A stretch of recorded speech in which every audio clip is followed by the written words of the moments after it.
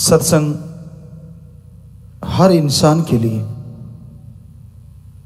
एक वो जगह है, यहां आने से आत्मिक शांति मिलती है, क्योंकि सत्संग में अल्लाह वाहिगुरु मालिक की चर्चा होती है, जो तमाम खुशियां देने वाला है और आत्मिक शांति का घर है।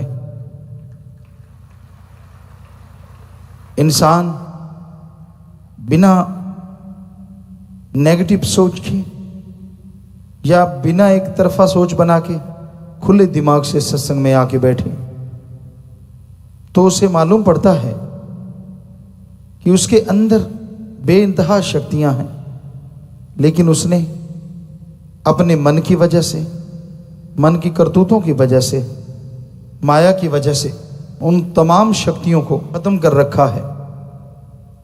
इंसान सत्संग सुनता है तो उसे के अंदर की तमाम वो शक्तियां जागृत होने का तरीका पीर फकीर सत्संग में बताते हैं।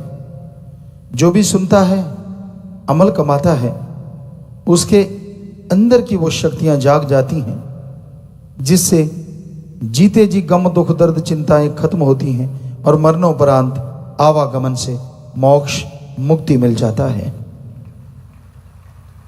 आप मन के पीछे या मनमते लोगों के पीछे ना चलिए, आप पीर फकीर की सुनो और अल्लाह वाहिगुरु मालिक की चर्चा करो।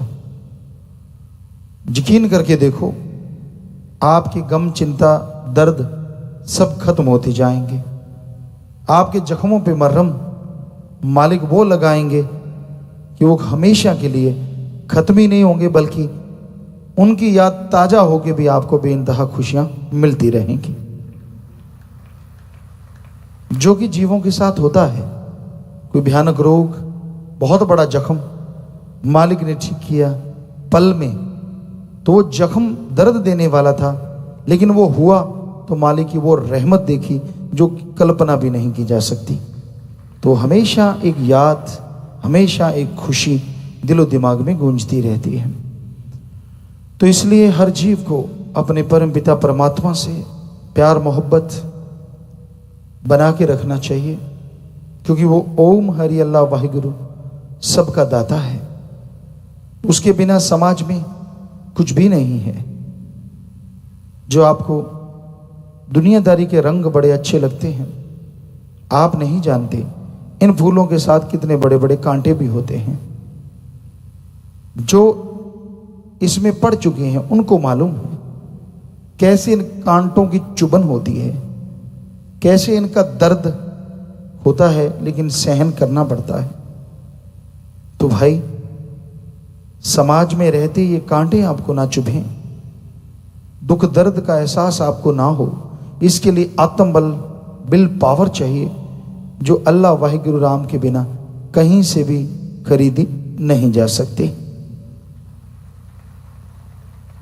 तो अगर आप आत्मबल चाहते हैं, विल पावर चाहते हैं, अंत्यकरण में खुशियां हासिल करना चाहते हैं, तो आप ईश्वर की भक्ति नियमानुसार जरूर किया करें।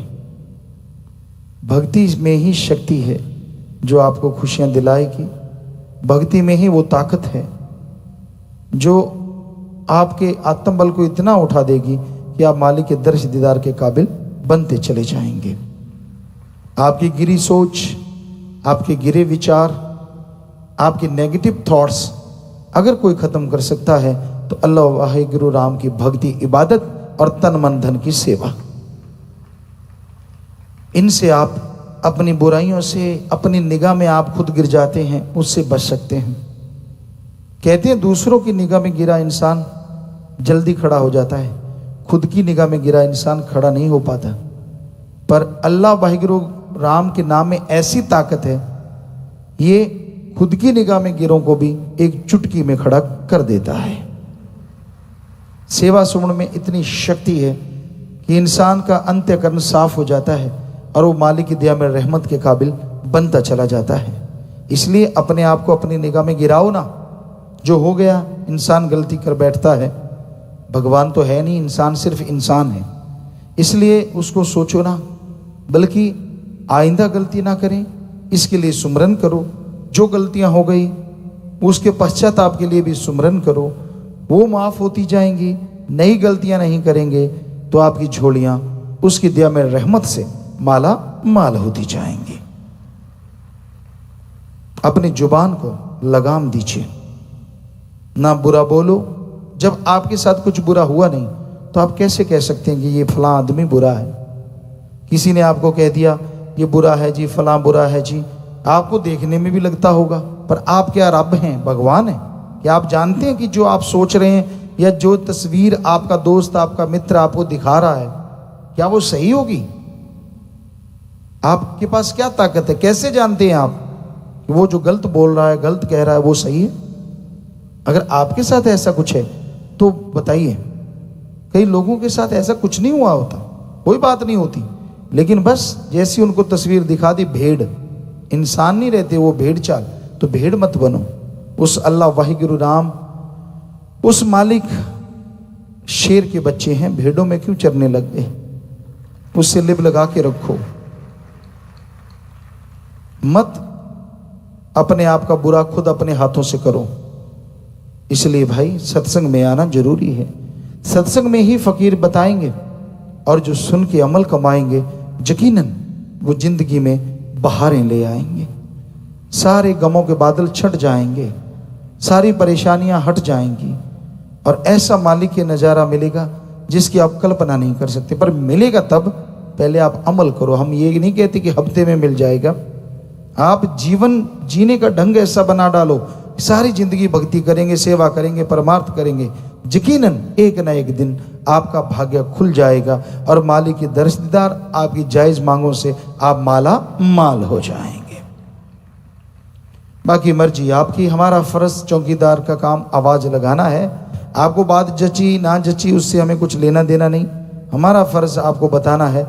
जच की बात, मान ली बात तो बहुत खुशियां, नहीं जची हमें कोई गुस्सा नहीं, पर कर्मों का बोझ आप उठाते रहोगे।